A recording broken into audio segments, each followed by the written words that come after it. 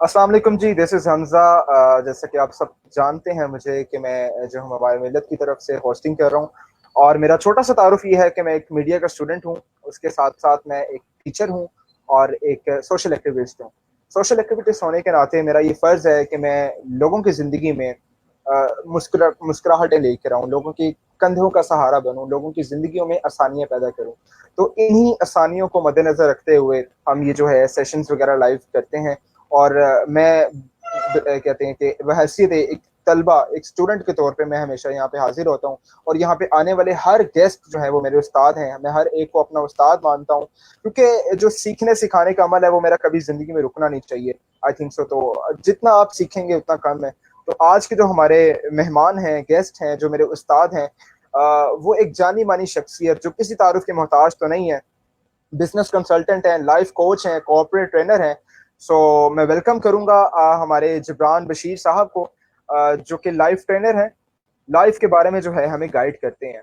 तो आज का जो हमने टॉपिक बेसिकली चूज़ किया है जैसा कि आप सबको पता है कि जो हमारा डेली के जो टॉपिक्स होते हैं, वीकली जो हमारे सेशंस के टॉपिक होते हैं, वो हमेशा यूथ को हम टारगेट करते हैं। जो हमारी टारगेटेड ऑडियंस होती है, वो यूथ होती है।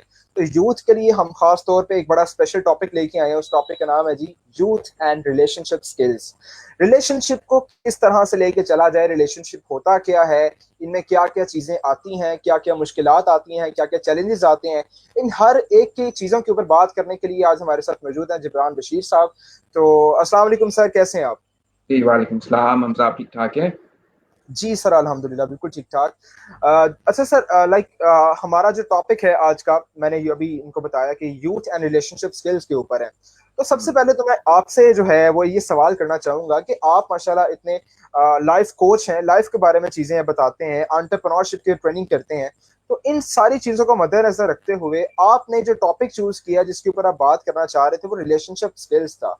व्हाई? इसकी क्या मतलब सिग्निफिकेंस है सोसाइटी के अंदर? Very good question Hamza.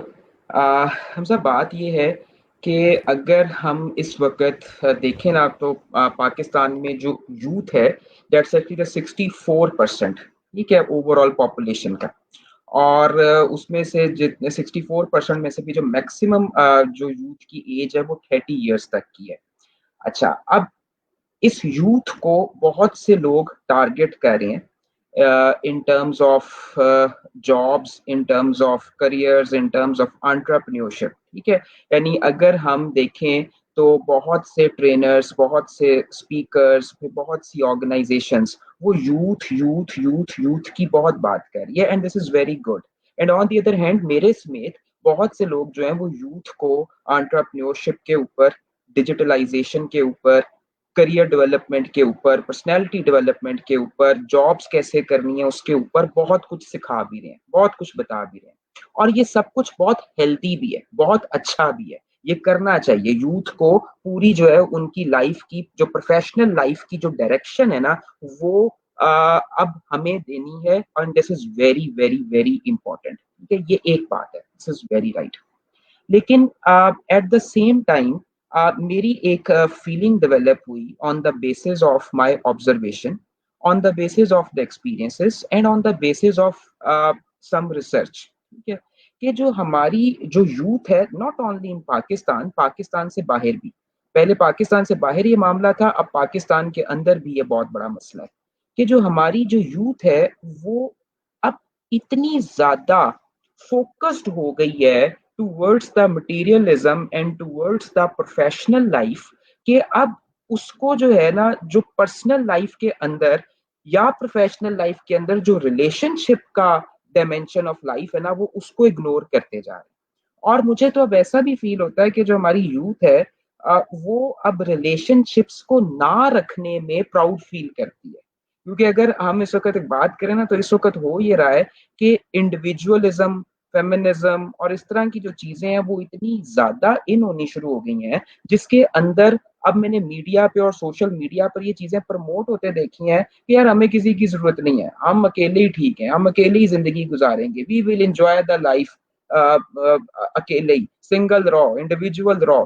ये जितनी चीजें ना, इन चीजों की जब प्रमोशन बहुत ज्यादा होनी शुरू हो गई है तो मैंने ये देखा है कि हमारी यूथ जो है उसकी डायरेक्शन जो है वो बड़ी गलत होती चली जा रही है। वो नेचर से, वो फितरत से दूर होती चली जा रही है। ठीक है, वो ये समझ रही है कि अगर आज हम बहुत बड़े सक्सेसफुल एंटरप्रेन्योर बन जाएंगे, हम एक बहुत बड़े अच्छे कोई प्रोफेशनल बन जाएंगे, या हम कोई जो है वो बहुत आला डिग्रीज कर लेंगे, तो बस यही हमारी कामयाबी है। तो आंसर ये है कि कामयाबी जो है ना, वो सिर्फ और सिर्फ प्रोफेशनल लाइफ की कामयाबी हो सकती है, लेकिन वो आपकी पर्सनल लाइफ की कामयाबी कंसिडर नहीं होगी। सो बेहतरीन कामयाब शख्स वही है जिसकी पर्सनल और प्रोफेशनल लाइफ का ना कोई बैलेंस जो है वो डेवलप हो, हम उसको ही जो है वो सक्सेसफुल पर्सन कहेंगे। और मैं बहुत ओपनली ये बात करना चाहूंगा कि ये सारी चीजें मैंने भी over the period of time life में खुद सीखी हैं। हम लोग भी बहुत ज्यादा प्रोफेशनल प्रोफेशनल प्रोफेशनल प्रोफेशनल जाते गए, तो बाद में हमें भी ये बात जो है वो रियलाइज होनी शुरू हुई कि यार जस्ट प्रोफेशनल लाइफ नहीं होती है, पर्सनल लाइफ भी होती है, और इन दोनों को बैलेंस करके जो है वो चलना चाहिए। तो दिस इज द रीजन जिसकी वजह से आज जब आपने मेरे से कहा कि हम सेशन करें, तो मैंने आपसे कहा कि हम जो है वो लाइफ स्किल्स के ऊपर और रिलेशनशिप्स के ऊपर जो है खास तौर पे उस पर हम बात करते हैं। तो ये रीजन जी। हमजा आपकी आवाज कट रही है, माइक म्यूट हो गया आपका। जी जी सर, सॉरी सर, मैं ये बात कर रहा हूँ कि एक्चुअली हमारे मतलब हम करियर के पीछे भागते रहते हैं और इसके पीछे हम बड़ी अपनी पर्सनल चीजें छोड़ जाते हैं, और इस चीज का एहसास हमें बाद में जाके होता है जब हम पीछे मुड़ के देखते हैं तो एक ठंडी मिट्टी की कब्र के अलावा कुछ भी नहीं होता। तब हम वो रिग्रेट जो होता है ना, उसका कोई अजाला नहीं है। तो एग्जैक्ट इसी हवाले से मैं रिलेशनशिप्स के ऊपर अगर बात कर रहे हैं, तो रिलेशनशिप मतलब आपकी नजर में एक रिश्ता जो है, रिलेशनशिप है, वो माँ बाप के साथ हो सकता है, बहन भाई के साथ हो सकता है, बीवी के साथ हो सकता है, दोस्त के साथ हो सकता है। ये क्या रिलेशनशिप होता क्या है बेसिकली?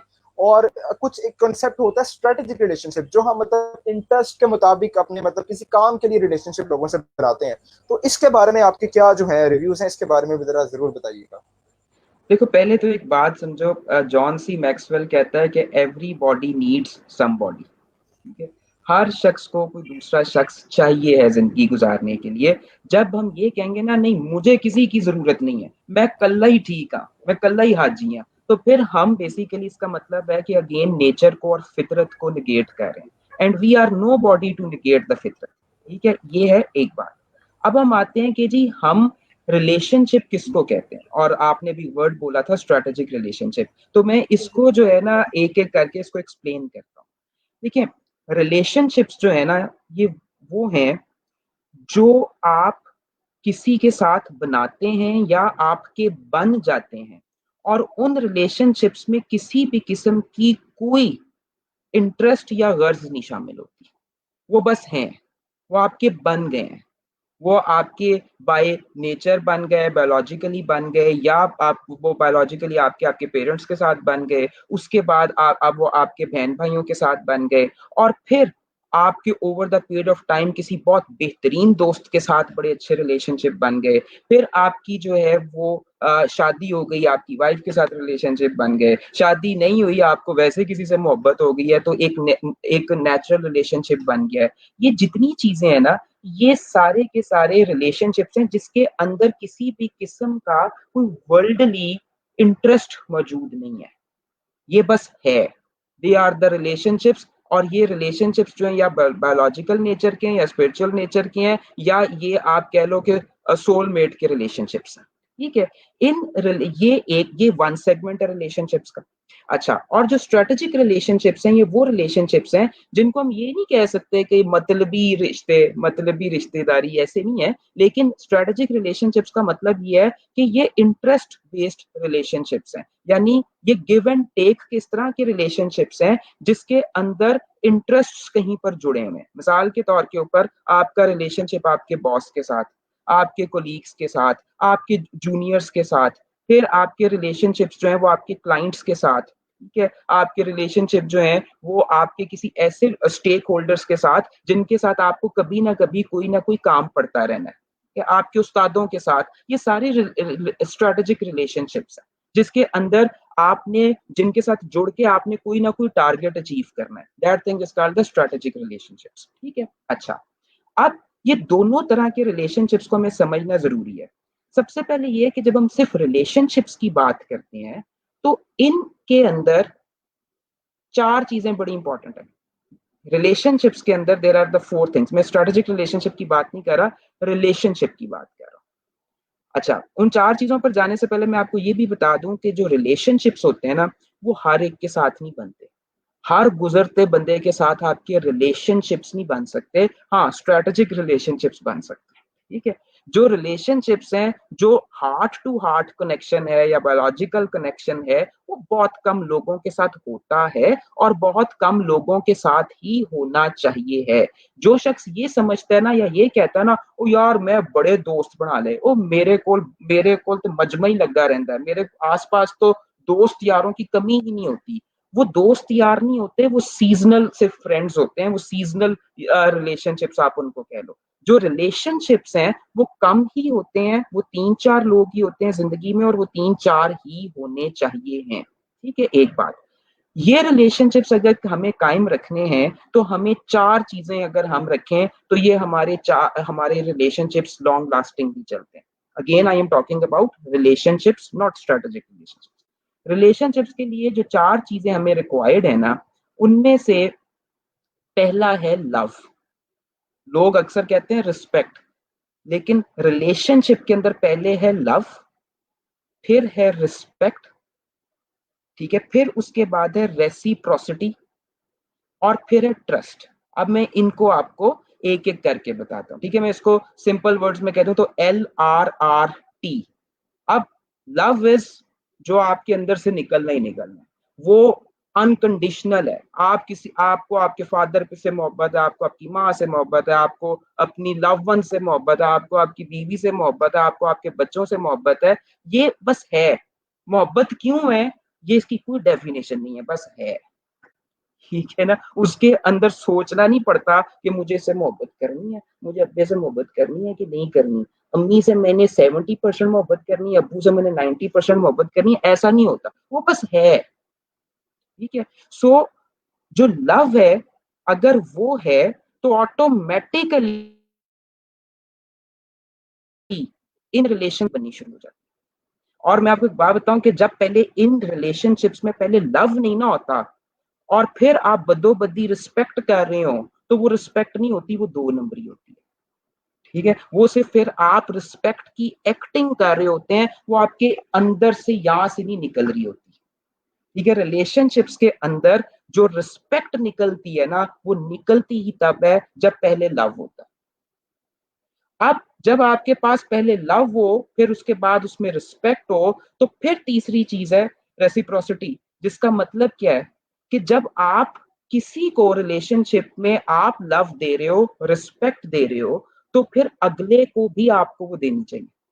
ठीक है, या अगर आपको कोई दे रहा है मोहब्बत या कोई आपको प्यार दे रहा है, आपको रिस्पेक्ट दे रहा है, तो फिर आप भी ये जी तो चाहते हो जनाब वाला, कि आप। जैसा कि हम I think so Jibran Bashir साहब का थोड़ा सा कोई कनेक्टिविटी का इशू आ रहा है, तो इंशाल्लाह वो रिजॉल्व कर रहे हैं। तब तक हम बात कर रहे थे लाइक रिलेशनशिप के ऊपर। तो रिलेशनशिप के बारे में इन्होंने कुछ चीज़ें बताई कि मतलब कुछ रिलेशंस होते हैं जिनको हम मतलब के तौर पे रखते हैं। जब हमें काम पड़ता है तो हम उस बंदे के साथ रिलेशन रख लेते हैं, बात कर लेते हैं, कुछ बॉन्डिंग बना लेते हैं, ऊपर ऊपर से हम इस तरह करने की कोशिश करते हैं।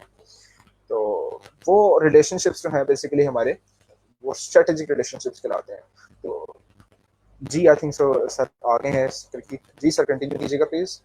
जी, अच्छा, द मैटर इज दिस कि मैं ये बात कर रहा था कि जो हमारे प्योर सिर्फ जो रिलेशनशिप्स हैं, उसके अंदर लव रिक्वायर्ड है, फिर रिस्पेक्ट है, फिर रेसिप्रोसिटी है और फिर ट्रस्ट है। ठीक है, ये चार चीजें होती हैं तो फिर आपके रिलेशनशिप्स चलते हैं।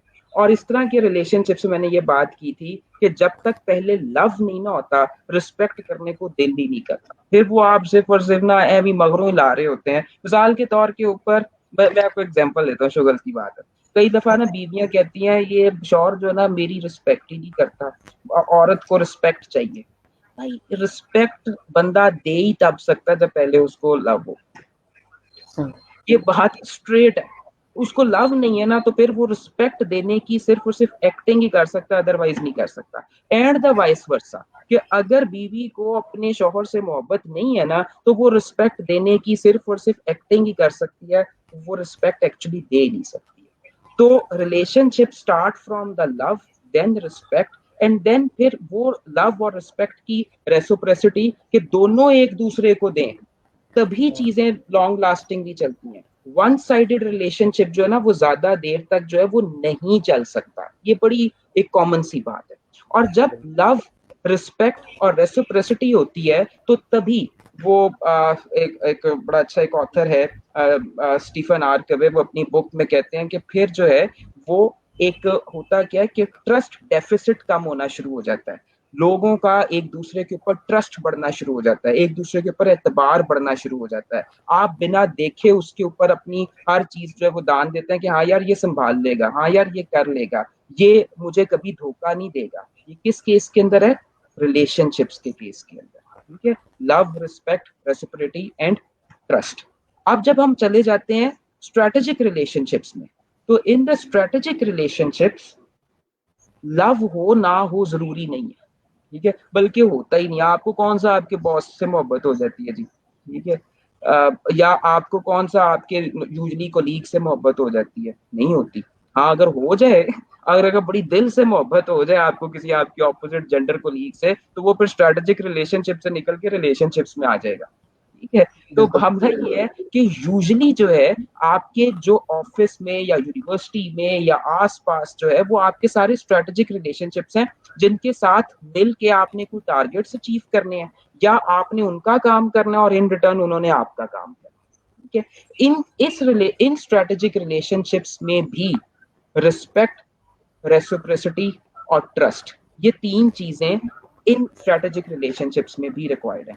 अब आप स्ट्रेटेजिक रिलेशनशिप्स जितने मर्जी बनाएं, वो आप जितने मर्जी बनाए, that's actually not the issue, लेकिन जो आपने रिलेशनशिप्स बनाने हैं ना, वो आपके 3 4 5 से ज्यादा ना हो सकते हैं, ना आप एक एज अ ह्यूमन बीइंग इससे ज्यादा बना सकते हैं। ठीक है, तो ये तो है बेसिक कॉन्सेप्ट कि जी हम रिलेशनशिप्स जो है ना वो कहते किसको हैं और ये बनते किस तरह से।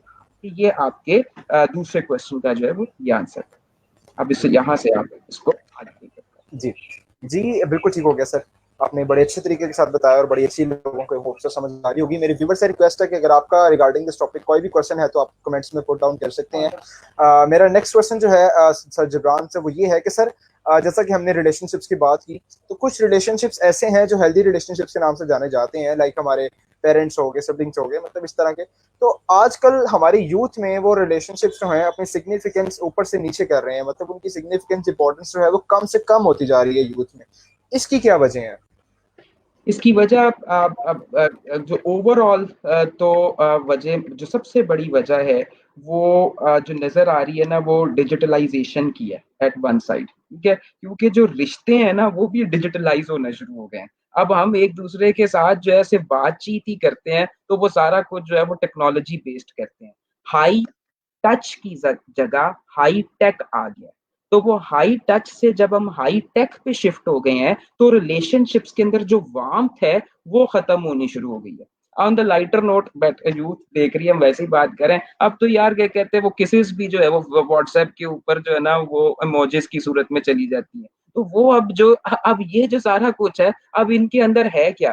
There is no warmth, there is no feelings but just electronic things. तो वो है क्या कि अंदर जो दिलों के अंदर फीलिंग्स और वार्म्स होती थी ना वो over the period of time खत्म होनी शुरू हो गई। तो एक बहुत बड़ी वजह, जहाँ डिजिटलाइजेशन के बहुत से फायदे हैं, मैं और आप बैठे भी उसी के तहत बात कर रहे हैं, लेकिन वहां पर हमने डिजिटलाइजेशन की वजह से रिलेशनशिप्स को खोना शुरू कर दिया, असल में रिलेशनशिप्स की वार्मथ को खोना शुरू कर दिया है। ये एक बहुत बड़ी वजह है। अब यहाँ से आगे इसको जब मैं थोड़ा सा मजीद एलेबोरेट करता हूँ आप लोगों की अंडरस्टैंडिंग के लिए, वो ये कि देखो दो तरह की जनरेशन इस वक्त अब दुनिया में आम हो गई हैं। एक है जिसको हम कहते हैं न्यू मिलेनियल्स और एक है जिसे हम कहते हैं जनरेशन जेड। ठीक है, न्यू मिलेनियल्स एक्चुअली वो लोग हैं जो 1990 से लेके 1996 तक पैदा हुए, यानी 1990 से लेके जो 1996 तक पैदा हुए, हम उन लोगों को कहते हैं दे आर न्यू मिलेनियल्स। ठीक है, और फिर वो लोग जो 1996 से लेके 2010 तक पैदा हुए, हम उनको कहते हैं जनरेशन जेड। ठीक हो गया। अब ये जो न्यू मिलेनियल्स और जनरेशन जेड है, इनके मुतालिक all over the world different researchers, different marketers, different companies जो हैं वो इनकी प्रेफरेंसेस पे और इनकी लाइकनेसेस और डिसलाइकनेसेस पे रिसर्चेस कर रही हैं कि ये कैसे सोचते हैं, ये क्या चाहते हैं, ये अपनी जिंदगियों को देखते किस तरह से हैं। वो मेल और फीमेल्स दोनों पे स्टडी कर रहे हैं। तो आपको पता है कि स्टडी के दौरान में एक्चुअली जो न्यू मिलेनियल्स की और जनरेशन जेड की जो टॉप 3 प्रेफरेंसेस हैं वो क्या हैं, और जो लीस्ट प्रेफरेंस है वो क्या है, वो मैं आपके साथ जो है ना वो शेयर करता हूँ। तो वो जो टॉप 10 प्रेफरेंसेस हैं उनमें से जो नंबर 1 पे प्रेफरेंस है ना इस वक्त, ये 15 लाख यूथ के ऊपर ये एक रिसर्च हुई है ऑल ओवर द वर्ल्ड। ये मैं आपको उसका जो है वो एक हवाला दे रहा हूँ कि जी टोटल जो हमारी इस वक्त न्यू मिलेनियल्स और जेन जेड हैं वो नंबर 1 पे प्रेफरेंस उनकी ये है कि हमें इंडिविजुअलिटी चाहिए, हम इंडिविजुअल रहना चाहते हैं, हम इंडिपेंडेंट रहना चाहते हैं, हम किसी के ऊपर डिपेंडेंट नहीं होना चाहते, ना हम अपने पेरेंट्स पे डिपेंडेंट होना चाहते हैं, ना अपने बहन भाइयों पे डिपेंडेंट होना चाहते हैं, ना ही जो है वो हम अपने स्पाउस के ऊपर डिपेंडेंट होना चाहते हैं। ठीक है, खासतौर पे जो फीमेल्स है ना उनका बेसिकली अब ये एक मंत्रा है फेमिनिज्म के उसके अम्ब्रेला के अंडर कि जी हम इंडिपेंडेंट होना चाहते हैं। ठीक है, ये इस वक्त टॉप मोस्ट प्रायोरिटी बनी हुई है यूथ की, उनकी साइकी ये बताती है। एंड नंबर 2, ये उनकी जो नंबर 2 प्रायोरिटी है वो है पावर, खड़का दड़का, कि मैनू कुछ हुन कह ही ना कोई, हुन मैनू कुछ कुछ कहेगा ना तो फिर मैं उन्होंने दसांगा या दसांगी। ठीक है ना, तो वो अब बेसिकली ये भी एक एलिमेंट पैदा हो गया, ये सेकंड प्रेफरेंस है। और थर्ड प्रेफरेंस क्योंकि पहली चीज करनी है इंडिपेंडेंट होना है, पावर एक्सरसाइज करनी है, तो फिर तीसरी चीज जो उनको रिक्वायर्ड है वो क्या है, वो है पैसा। क्योंकि पैसा होगा तो फिर वो अपनी पहली दो चीजें एक्सरसाइज करना शुरू करेंगे। यही वो रीजन है कि एजुकेशन के अब हम दौरान में ही बच्चे जो है ना वो कोई ना कोई जॉब्स और चीजें करना शुरू हो गए हैं ताकि वो अपनी इंडिपेंडेंस को जो है ना वो एक्सरसाइज कर सकें। अच्छा, फिर बात यहाँ पर नहीं रुक रही। जो चौथी प्रेफरेंस है यूथ की वो है अब अपना घर, कल्ले रह लो, एक कमरे में रह लो। ठीक है, अम्मा अब्बा के साथ भी नहीं रहना, ब्याह भी नहीं करना, आप क्या कहते हैं बहन भाइयों के साथ भी नहीं रहना, बस अपनी एक कल्ली अलहदा से दुनिया बनानी है। ये पहली 4 प्रेफरेंसेस इस वक्त ऑटोमेटिकली यूथ की हो गई है। अच्छा, अब इस यूथ की जो लीस्ट प्रेफरेंस है, जो आखिरी 2 प्रेफरेंसेस है, वो पता है क्या, बड़ी मजेदार है, बड़ी अजीब सी, लेकिन जो अब एंड पे चली गई है, एंड पे चली गई, वो है 9वें नंबर पर चली गई है रोमांस, और 10वें नंबर पर चली गई है शादी। ठीक है, और यार रोमांस देखेंगे यार, ठीक है, अच्छा शादी वो की होंगी है, करेंगे यार, अच्छा जो गिड्डे गोटे रह जाएंगे फिर देखेंगे। ठीक है, तो वो अब बेसिकली जो साइकीज हैं वो ये बन गई हैं जिसकी वजह से जो यूथ है उनके अंदर से जो रिलेशनशिप्स है ना उनकी अहमियत जो है वो खत्म होनी शुरू हो गई है। ये मैंने आपके सामने सिर्फ एक सिनॉप्सिस रखा है, एक समरी रखी है all over the world youth की। और इसमें अब मैं एक चीज ऐड यहाँ पर करना चाह रहा हूँ।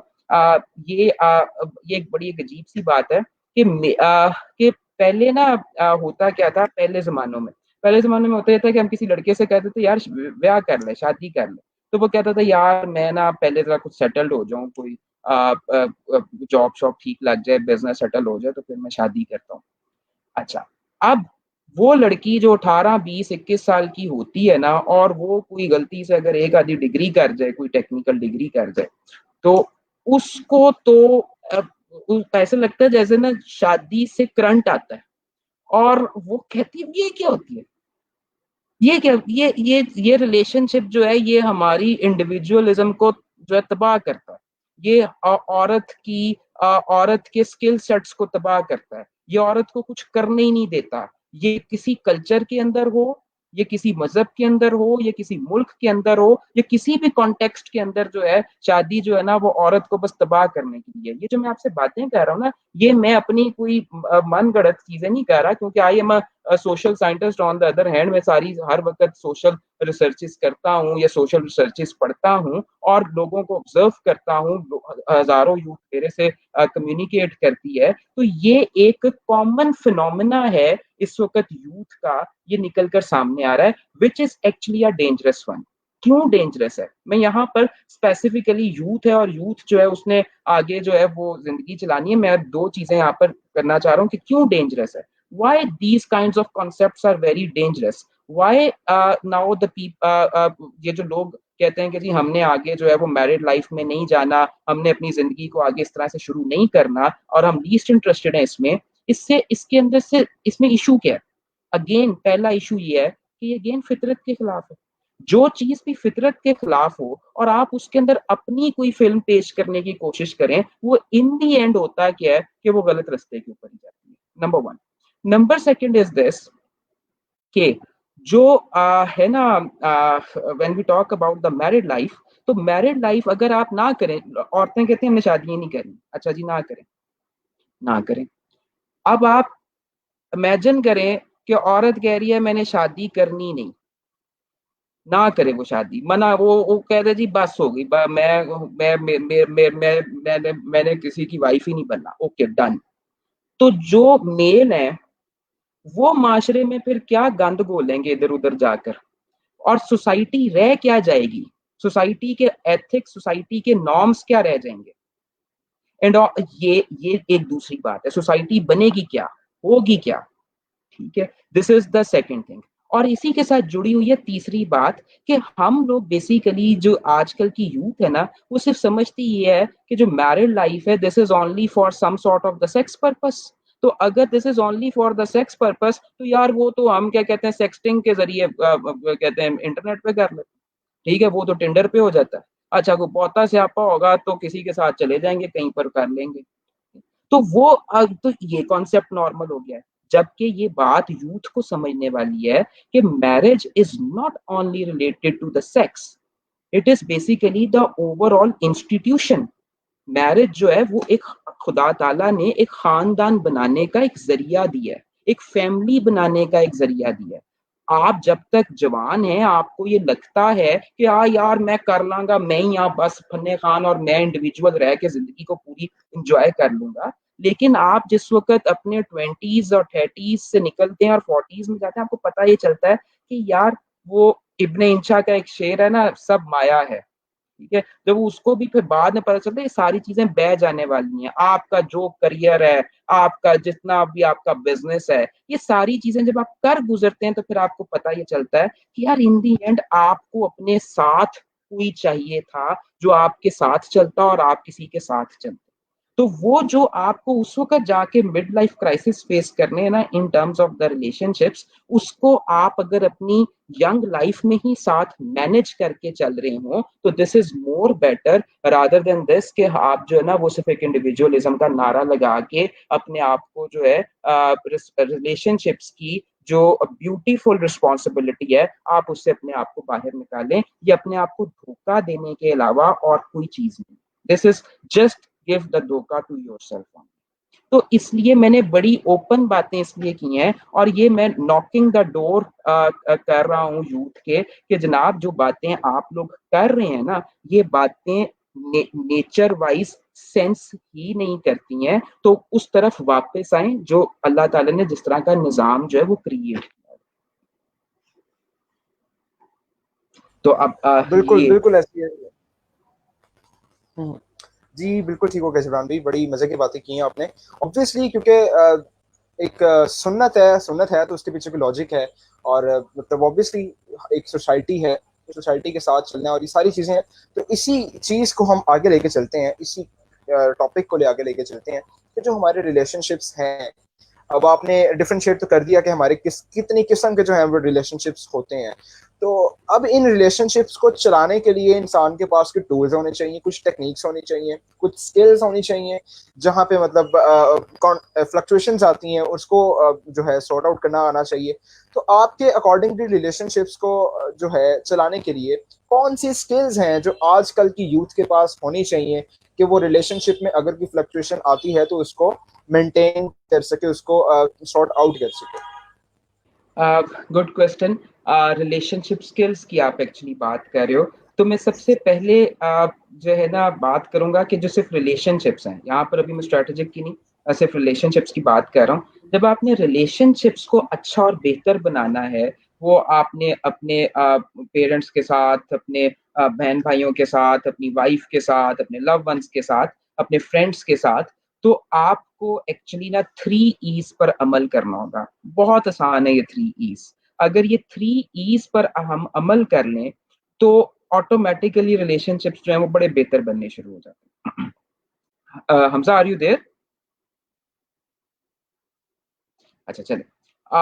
The the matter is this कि जब हम बात करते हैं 3 E's की, तो उनमें से जो पहला ई है, दैट्स एक्चुअली एक्सप्रेस, कि हमें अपने रिलेशंस में एक्सप्रेस करना सीखना चाहिए। मिसाल के तौर के ऊपर कि अगर आपकी वालदा ने कोई बहुत अच्छा खाना बनाया है, तो आप उनको ज़रूर जो है वो एक्सप्रेस करें कि हाँ अम्मी, आज आपने बहुत मज़ेदार खाना बनाया, मज़ा आ गया खा।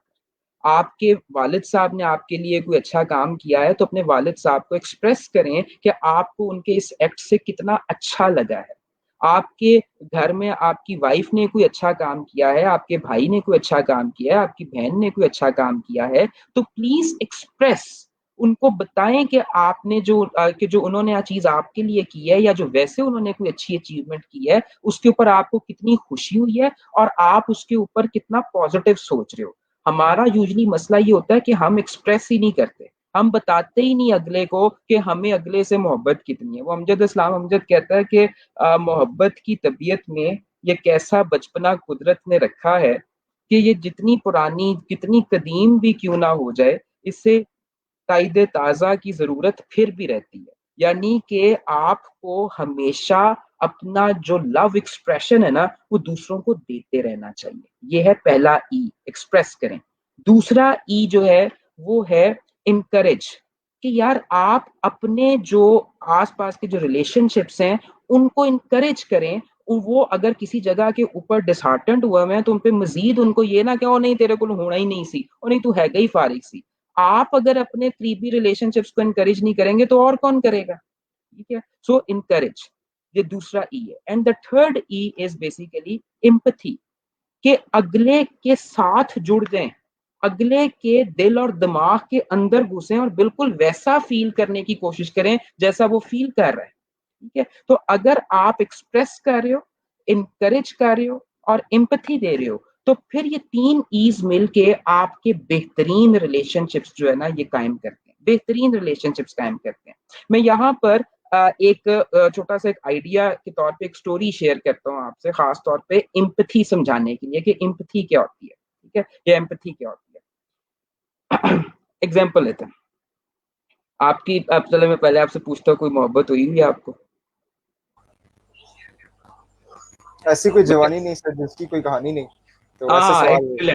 Excellent, excellent. अगर तो ना हुई होती तो फिर मैं आपको जनरेशन करवा जेड के देंगे। उन्हीं लोगों में रखता कि यार जिनको मोहब्बत नहीं हुई। बहरहाल अगर आपको हुई है तो this is very good, excellent होनी चाहिए। अच्छा, द फैक्टर इज के होता है क्या कई दफा, बोलो एक हाइपोथेटिकल एक स्टोरी डेवलप करते हैं। अगर फॉर एग्जांपल कि किसी शख्स को कि किसी के साथ मंगनी हुई थी या किसी के साथ उसको मोहब्बत हो गई और वो लड़की उसको छोड़ के चली गई। ये मैं आपको एम्पथी समझाने के लिए आपके साथ एक स्टोरी शेयर कर रहा हूँ कि एम्पथी होती क्या। अब वो लड़की उसको छोड़ के भाग गई, चली गई। चले, अब वो लड़का क्या करता है, वो बड़ा परेशान होता है, वो रोता है, धाड़ता है, वॉट एवर, और वो अपने एक दोस्त को फोन कर देता है। और दोस्त को फोन करके जो है ना वो कहता है, यार वो तुझे पता है तेरी होने वाली भाभी दौड़ गई। वो चली गई है यार। अच्छा, अब जो उस लड़के का दोस्त है, वो अगर फोन के ऊपर उसको ये कहना, ओ यार मैं देखा, मैं ਤੇ ਤੈਨੂੰ ਪਹਿਲਾਂ ਹੀ ਕਿਹਾ ਸੀ ਉਹ ਕੁੜੀ ਨਹੀਂ ਠੀਕ, ਉਹਨੇ ਨਸਣਾ ਹੀ ਨਸਣਾ ਸੀ, ਉਹਦੇ ਪਹਿਲਾਂ ਮੈਨੂੰ ਪਹਿਲਾਂ ਹੀ ਪਤਾ ਸੀ, ਮੈਂ ਤੇ ਤੈਨੂੰ ਪਹਿਲਾਂ ਹੀ ਕਹਿ ਰਿਹਾ ਸੀ ਉਹ ਕੁੜੀ ਨਹੀਂ ਠੀਕ ਹੈ, ਉਹਦੇ ਨਾਲ ਨਾ ਤੂੰ रिलेशनशिप कायम कर, ठीक है, तू ही पागल होया दा सी। तो होता क्या है, अगर अगला दोस्त लेक्चर देना शुरू कर दे ना फोन के ऊपर, तो ऐसी किसी चीज को हम कहते हैं antipathy. This thing is called antipathy. और हमारे यहाँ पर एंटीपैथी वाले लोग भरे पड़े हैं। आप जाकर किसी से अपनी थोड़ी देर के लिए चाहे ना कि वो यार आपकी बात सुन ले और आपको जो है वो क्या कहते हैं आपको थोड़ा सा दिलासा दे ले, आपका शोल्डर बन जाए, वो अगू शोल्डर शोल्डर नहीं बनता। वो आगे से एंटीपैथी पे चला जाता है और अपने ही 10 खुतबे और देना शुरू कर देता है। ठीक है, ये एक बात है।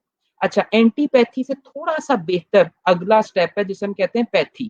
ठीक है, पैथी ये है कि आपने अपने दोस्त को यानी बंदे ने अपने दोस्त को फोन किया और यार वो कुड़ी दौड़ गई मेरी, तो अब आप बेसिकली जो है ना वो क्या करेगा, वो बंदा आगे से क्या करेगा, फोन पे वो सुन लेगा, कुछ भी नहीं कहेगा, ना पॉजिटिव बोलेगा ना नेगेटिव बोलेगा, तो कह देगा अच्छा चल यार कोई नहीं, नेक्स्ट टाइम बेहतर हो जाएगा, चलो खत्म हो गई। कोई इमोशंस ही नहीं है दोस्त की तरफ से, बात खत्म।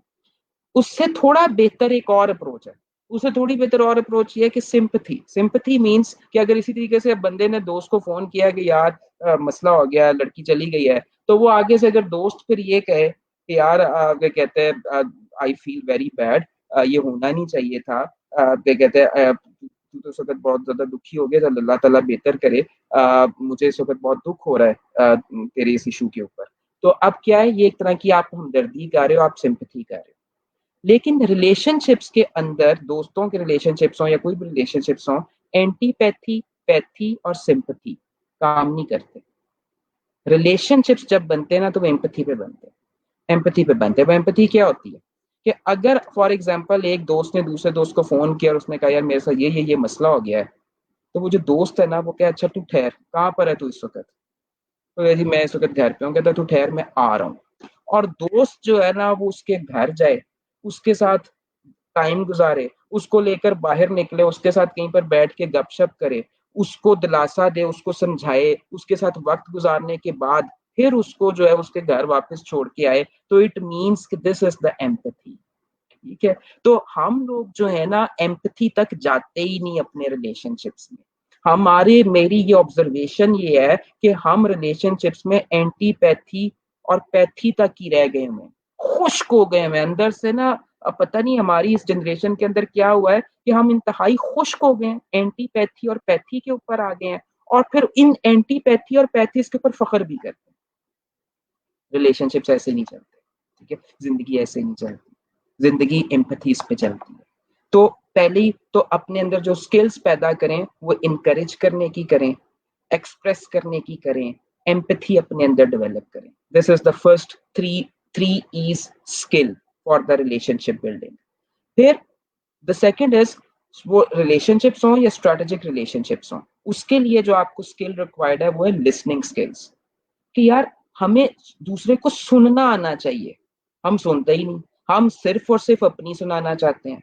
ठीक है, जबकि लिसनिंग की भी जो सबसे हाईएस्ट लेवल है लिसनिंग का वो है एम्पैथेटिक लिसनिंग, कि जब अगले को सुने तो सिर्फ दिमाग से ना सुने कि वो क्या कह रहा है, बल्कि दिमाग के साथ साथ दिल से भी सुने।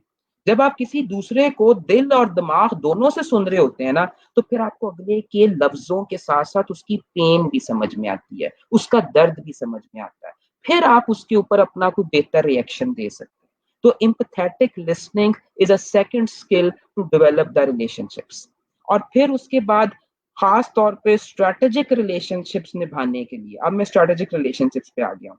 स्ट्रेटेजिक रिलेशनशिप्स निभाने के लिए दो स्किल्स का होना खास तौर पे कॉर्पोरेट लाइफ में वो बहुत बहुत बहुत इंपॉर्टेंट है। और वो है, one is the emotional intelligence and second is the conflict management. ठीक है, emotional intelligence and conflict management, ये दो ऐसी स्किल्स हैं कि वो अगर आपके अंदर नहीं है तो आप स्ट्रेटेजिक रिलेशनशिप्स अपने ऑफिस लाइफ में, अपनी वर्क लाइफ में डेवलप नहीं कर पाएंगे।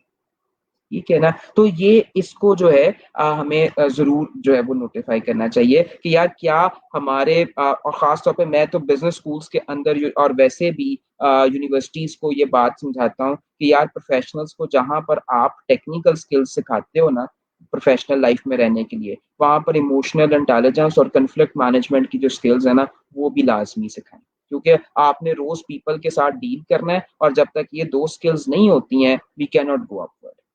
तो ये कुछ 4-5 बेसिक स्किल्स हैं जो हमारे रिलेशनशिप्स को बिल्ड करने के लिए बड़ा जरूरी है जी। बिल्कुल ठीक हो गया सर, ऑब्वियसली क्योंकि रिलेशनशिप्स को चलाने के लिए हमें ऑब्वियसली चीज़ों को सेटल डाउन करना पड़ता है, चीज़ों को सुधारना पड़ता है और झुकना भी पड़ता है, कहीं पे कॉम्प्रोमाइज़ करना पड़ता है, कहीं पे दूसरे को पार्टनर को करना पड़ता है। तो ये सारी चीज़ें आपने बताई, 3 ईज बताए, एक्सप्रेस करना, इनकरेज करना, एम्पैथी वगैरह, तो ये सारी चीज़ें तो समझ आ गई हैं। दो चीजें आपने लास्ट में जो है वो बताई हैं, एक इमोशनल इंटेलिजेंस है। इमोशनल इंटेलिजेंस क्या चीज है आपकी नजर में? और सेकंड क्वेश्चन मैं आप साथ ही पुट डाउन कर दूं कि कॉन्फ्लिक्ट मैनेजमेंट यही है कि हम मसलों को किस तरह से सुलझा सकते हैं। तो कॉन्फ्लिक्ट मैनेजमेंट के अंदर कौन कौन से पॉइंट्स, कौन कौन सी उनकी चीजें हैं जिनको हम डिस्कस करेंगे यहाँ? ठीक है, तो पहले हम देख लेते हैं कि जी हम इमोशनल इंटेलिजेंस जो है ये क्या है। उसके लिए एक बात को समझना बड़ा जरूरी है। अरिस्टोटल, अरिस्टोटल ने एक बड़ी खूबसूरत बात की। उसने कहा कि किसी शख्स के ऊपर एकदम से गुस्सा हो जाना और उसको उड़ा के रख देना, उसको गालियां देना बड़ा आसान है। यू कैन डू ऐसे, ठीक है, ये तो आप कर सकते हो। आपको गुस्सा आया, आपने गुस्सा निकाल दिया, ये एक बात है। कहते हैं लेकिन किस पर, कितना, कैसे, किस लैंग्वेज में गुस्सा होना है, ये सब कुछ पहले माइंड में कैलकुलेट करके फिर जब आप अपना गुस्सा बाहर निकालते हैं ना, उसको कहते हैं इमोशनल इंटेलिजेंस। ठीक है। तो मामला ये है कि जब देखो टोटल इंसान के ऊपर ना 27 तरह के इमोशंस तारी होते हैं, 27 टाइप्स ऑफ इमोशंस। उनमें से टॉप 6 इमोशंस जो हैं वो एक गुस्सा है, एक मोहब्बत है, एक जो है वो उदासी है, एक खुशी है, फिर स्ट्रेस है, एंजाइटी है। ये 6-7 इमोशंस इस तरह के हैं जो टॉप 6-7 इमोशंस हैं। इन इमोशंस ने इंसान के ऊपर हर वक्त रहना है। असल इंसान, इमोशनली इंटेलिजेंट शख्स वो है जो अपने इन इमोशंस को, ये जो उनके इमोशंस हैं, इनको कब, कहाँ और कैसे इस्तेमाल करना है to maintain and develop the strategic relationships and और in order to satisfy the other people. ये जब तक आप बेसिकली अपने, आप ऐसे कह लो कि जब तक आप अपने दिल को अपने दिमाग के जरिए मैनेज करना नहीं सीखते हो, तब तक आप इमोशनली इंटेलिजेंट शख्स नहीं बनते। ठीक है, तो ये और जब आप ये सीख जाओ कि आपने अपने दिल को अपने दिमाग के जरिए कैसे मैनेज करना है, आप अपने इमोशंस के एक अच्छे मैनेजर बन जाओ, तो उसको कहते हैं कि you are an emotionally intelligent person. अब इसके ऊपर डिफरेंट तरह की ट्रेनिंग्स होती हैं, इमोशनल इंटेलिजेंस के डिफरेंट लेवल्स होते हैं कि कौन सा बंदा इमोशनल इंटेलिजेंस के किस लेवल पर पॉजिटिव है, किस लेवल पर नेगेटिव है। ये बेकायदा करियर को कोचेज और प्रोफेशनल ट्रेनर्स की इसके ऊपर ट्रेनिंग करके उनकी इमोशनल इंटेलिजेंस लेवल को बेहतर करते हैं। यहाँ पर सिर्फ एक बात ऐड करता जाऊं कि एक शख्स अच्छा मैनेजर, अच्छा लीडर या अच्छा एंटरप्रेन्योर तभी बन पाता है जब वो highest level of emotional intelligence के ऊपर खड़ा हुआ। ठीक है, तो ये तो है basic concept of emotional intelligence. और अब हम जाते हैं कन्फ्लिक्ट मैनेजमेंट के ऊपर। तो जो कन्फ्लिक्ट्स है ना, वो है कि यार एक एक फॉर एग्जांपल एक खास पॉइंट ऑफ व्यू है ऑर्गेनाइजेशन में। उस पॉइंट ऑफ व्यू पे हुआ ये है कि आपकी राय डिफरेंट है, मेरी राय डिफरेंट है एक खास मामले पे। अब इसका मतलब है कि जब दो व्यूज डिफरेंट हो गए तो कन्फ्लिक्ट हो गया। ठीक है, अब होता क्या है कि जब कन्फ्लिक्ट होता है ना, तो हम यूजुअली ये समझते हैं कि जैसे ही कन्फ्लिक्ट हुआ साथ ही रिलेशनशिप्स तबाह हो गए। या फिर इसका हल जो है लोगों ने क्या निकाला हुआ है कि अगर कन्फ्लिक्ट हो जाए तो खामोशी से दूर दूर जाकर बैठ जाओ और कोल्ड वॉर बेशक शुरू कर लो, सामने ना बातें करो ताकि रिलेशनशिप्स बच जाए। ये रिलेशनशिप्स ऐसे बचते बुझते कोई नहीं, मजीद तबाह हो जाते हैं। बात करने से ही रिलेशनशिप्स बचते हैं। तो कन्फ्लिक्ट्स जो हैं वो तब अनहेल्दी होते हैं जब उनको एड्रेस ना किया जाए। और कन्फ्लिक्ट मैनेजमेंट की स्किल्स ये होती हैं कि जब दो लोगों के दरमियान में कन्फ्लिक्ट हो, जो लाजमी होना है, वो दो बेहतरीन दोस्तों में भी हो सकता है, वो बॉस और जूनियर में भी हो सकता है, वो कहीं पर भी कन्फ्लिक्ट हो, या वो कस्टमर और सर्विस प्रोवाइडर के दरमियान में भी कन्फ्लिक्ट हो सकता है। ठीक है, जब भी कन्फ्लिक्ट हो, उस कन्फ्लिक्ट को हमें मैनेज करना चाहिए। और मैनेज जो है उसको करने के लिए जो है ना वो 3-4 स्टेप्स होते हैं। सबसे पहले तो हमारी ना इंटेंशन होनी चाहिए कि हमने वाकई कन्फ्लिक्ट मैनेज करना है। ठीक है, कई लोगों की इंटेंशन ही नहीं होती, वो कन्फ्लिक्ट बराए कन्फ्लिक्ट ही करते हैं कि बस खड्डा पे ही रहे। ठीक है, वो झगड़ा रहे, पॉलिटिक्स चलती ही रहे। तो अगर तो ये इंटेंशन है तो इसका मतलब है we are only the conflict lovers, we are not the conflict management lovers. तो जो सिर्फ कन्फ्लिक्ट लवर्स है ना, वो फिर वो फिर और तरह की कॉम होती है, डार्क ट्राइड पर्सनैलिटीज होती हैं, हम उस पर थोड़ी देर तक बात करेंगे। अच्छा, लेकिन द मैटर इज दिस कि अपनी इंटेंशन आपकी होनी चाहिए कि कंफ्लिक्ट रिजॉल्व हो। फिर जब आपने कंफ्लिक्ट रिजॉल्व करना है तो उसके लिए आपके पास लिसनिंग स्किल्स होनी चाहिए कि यार आप जो शख्स आपसे कंफ्लिक्ट रख रहा है, आप उसको पहले सुने तो सही कि वो कंफ्लिक्ट में क्या रहा है, उसका असल मुद्दा क्या है। हम अगले को सुन ही नहीं रहे होते और पहले ही कंफ्लिक्ट ले आते हैं। कई दफा पता चलता है जब आप अगले को पूरा सुनते हैं तो पता चलता है ना, हमारी और उसकी बात में तो फर्क ही कोई नहीं था, वो किसी और तरीके से कह रहा था, हम किसी और तरीके से कह रहे हैं। ठीक है, तो लिसनिंग करें। तो पहली इंटेंशन पॉजिटिव हो, दूसरा आपकी लिसनिंग ठीक हो, तीसरा उस लिसनिंग की बेस के ऊपर फिर आप उसको मैनेज करें on the win win situation, क्योंकि कुछ आप अगले की माने, कुछ आप अगली अपनी मनवाएं और किसी जगह के ऊपर आकर जो है आप चीजों को लॉक डाउन करें। ठीक है, सो इंटेंशन पॉजिटिव हो, लिसनिंग स्किल ठीक हो और आप उसको विन विन सिचुएशन के ऊपर मैनेज कर रहे हो, तो इस तरीके से बेहतर अंदाज से कन्फ्लिक्ट्स मैनेज होते हैं। तो मेरी यहाँ पर यूथ को यही एक रिक्वेस्ट होगी कि आप लोगों के अगर आपकी प्रोफेशनल लाइफ में स्ट्रेटेजिक रिलेशनशिप्स में भी कन्फ्लिक्ट्स आते हैं तो उनको अवॉइड ना करें, उनको मैनेज करना सीखें। बिल्कुल ठीक हो गया, बिल्कुल ठीक हो गया। ऑब्वियसली रिश्ते खराब करने के बजाय अगर उनको मैनेज किया जाए तो ज्यादा बेहतर होता है, क्योंकि वैसे भी रिश्ते इतनी जल्दी खराब नहीं होते, बस वो मिसअंडरस्टैंडिंग्स और गलतफहमियां पैदा हो जाती हैं। तो बड़ी मजे की एग्जैक्ट मिसाल है कि अगर उंगली के नाखून बढ़ जाएं तो नाखून काटे जाते हैं, उंगलियां नहीं। इसी तरह अगर रिश्तों में गलतफहमियां पैदा हो जाए, मिसअंडरस्टैंडिंग्स पैदा हो जाए, तो उनको खत्म किया जाना चाहिए, ना कि रिश्ते ही तोड़ देने चाहिए। और वो अच्छा सर, मिसअंडरस्टैंडिंग, अब सॉरी हम आपकी बात काट रहे हैं, और वो जो मिसअंडरस्टैंडिंग्स है ना, वो खत्म ही लिसनिंग के जरिए होती हैं, अदरवाइज बिल्कुल नहीं। बिल्कुल। कम्युनिकेशन के जी। स्टूडेंट होने के नाते सर, ऑब्वियसली जब तक हम कम्युनिकेट नहीं करेंगे किसी से, तो ऑब्वियसली वो ना मुझे पता चलेगा कि अगला बंदा क्या सोच रहा है, ना उसे पता चलेगा कि मैं मेरा क्या पॉइंट ऑफ व्यू है। तो बिल्कुल सर, ये चीजें आपकी बड़ी एक कमाल वे में आपने जो है एक्सप्रेस की हैं। मुझे आप बताइएगा कि ये सारी स्किल्स जब इंसान के पास आ जाती हैं, ये इमोशनल इंटेलिजेंट इंसान हो जाता है, जब कॉन्फ्लिक्ट मैनेजर हो जाता है, या हर चीज जो है स्किल्स इंसान के पास आ जाती है रिलेशनशिप की, तो क्या उसकी पर्सनैलिटी पे भी फर्क पड़ता है, या उसका पर्सनैलिटी थोड़ी इनहेंस होती है, ग्रूम होती है, या क्या इम्पैक्ट्स क्या होते हैं बेसिकली उसकी पर्सनैलिटी के ऊपर?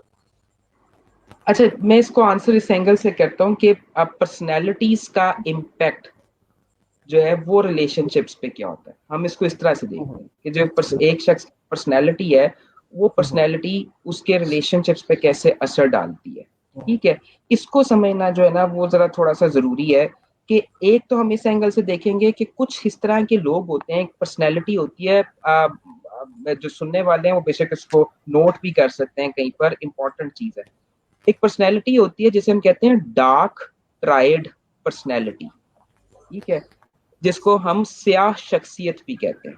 ये स्याह शख्सियत या डार्क ट्राइड पर्सनैलिटी जो है ना ये रिलेशनशिप्स ठीक बना सकती है और ना इसके साथ कोई शख्स रिलेशनशिप्स ठीक बना सकता है। ठीक है, तो अपने इर्द गिर्द डार्क ट्राइड पर्सनैलिटीज को आइडेंटिफाई कर लें और फिर खास तौर पे अगर उनके साथ आपके स्ट्रेटेजिक रिलेशनशिप्स हैं तो वो तो आप 100% वैसे ही अवॉइड कर लेना। और अगर आपकी उनके साथ रिलेशनशिप्स हैं, ठीक है ना, कि वो अब आपके साथ हैं, तो फिर उनको ग्रेजुअली इंप्रूव करने की उन लोगों को कोशिश करें। अब वो डार्क ट्राइड पर्सनैलिटीज होती क्या हैं, उनमें से वो होता ही है कि एक ही शख्स में एक वक्त में तीन बुराइयां इकट्ठे पाई जाती हैं। एक शख्स में तीन बुराइयां इकट्ठे पाई जाती हैं।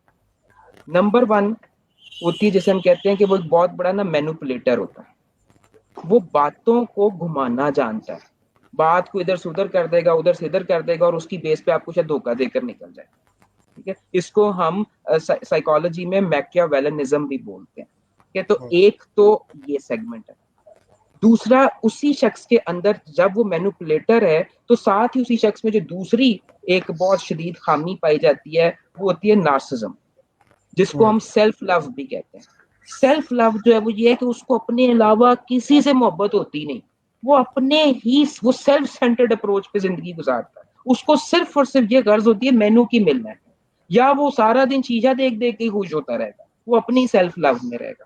ठीक है, this is the second part. And the third is कि वो शख्स लैक ऑफ एम्पथी रखता है, उसके अंदर कोई एम्पथी नहीं होती, वो दूसरों की फीलिंग्स को अंडरस्टैंड ही नहीं करना चाहता। तो जिस शख्स के अंदर मैनिपुलेशन हो, जो शख्स जो है वो शदीद सेल्फ लव में हो, और जो शख्स एम्पैथी ना रखता हो, ऐसे शख्स को कहते हैं ये डार्क ट्राइड पर्सनैलिटी है।